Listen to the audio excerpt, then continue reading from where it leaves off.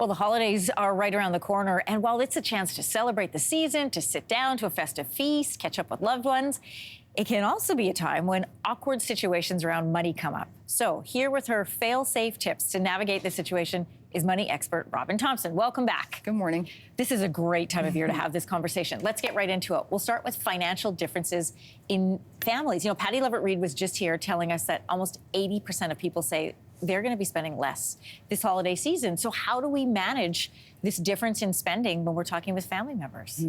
And it is awkward. So I think that when it comes down to it, it's about being really clear on what it is that you can contribute to your family members and what that looks like from a budgeting perspective.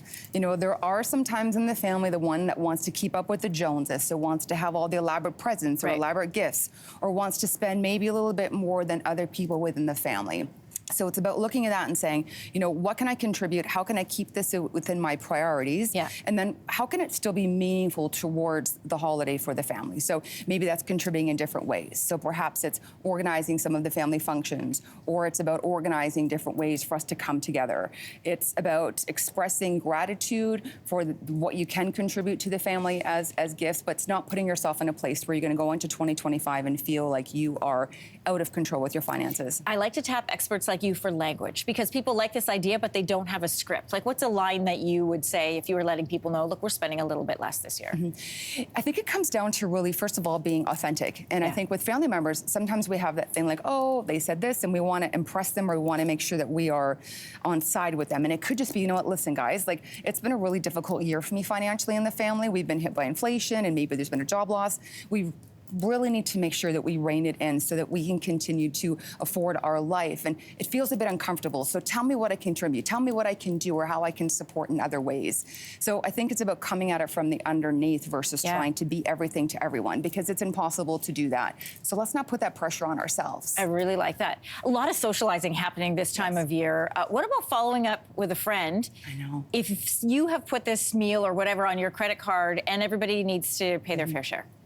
There's the dreaded IOU. It's like when you go to someone's house or you see someone at a party and you're like, and they know that they owe you money, and you know they owe you money, and they know nothing's been happening, right? So I think it's just maybe a conversation again of saying, you know, hey, listen, you know, I've been looking at my finances for next year. I have some really big financial commitments that I'm up to, and it'd be really great to have a conversation about how, you know, I take back that IOU or some of that money that you owe me. And, you know, what works for you? Might be a challenging time for you, so how can we orchestrate it? You could even use technology. There's apps you can now, you know, send or request money to come in or out of your bank accounts. So set it up so everyone is successful, but also so that people feel like they are being acknowledged, that there's not an accusation. You're not trying to be like, you owe me money and you didn't pay me and therefore, because that's going to get you nowhere. So come from the place of love and generosity, and how can we work together that we both win? You also had a tip on there, avoid it at the dinner table. Why is that? You know, it's kind of like, you know, pass the turkey and by the way, you know, where's my money? It doesn't usually go over very well, especially if you want to continue to speak to the family next year. So have your celebration, have your family time, and then take a minute afterwards. Let the celebration of your family happen, and then find a quiet moment to just be like, hey, this is where I'm at. Like, what do you think? How can we figure this out? But again, it's coming from a place of clarity, intentionality, and love. Talking financial situations can be awkward with friends and with family, but that really ratchets up that tension when we talk about the workplace and colleagues, especially in the holidays.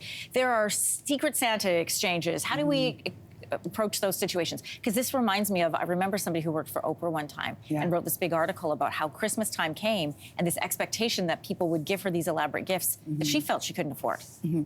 And that's the thing, is that I think it has to do with people's expectations. So you need to set your expectations around what you're willing to contribute towards things like the office Christmas party, and you can politely decline. It is up to you to control your budget. It's up to you to control what you can manage within that work setting.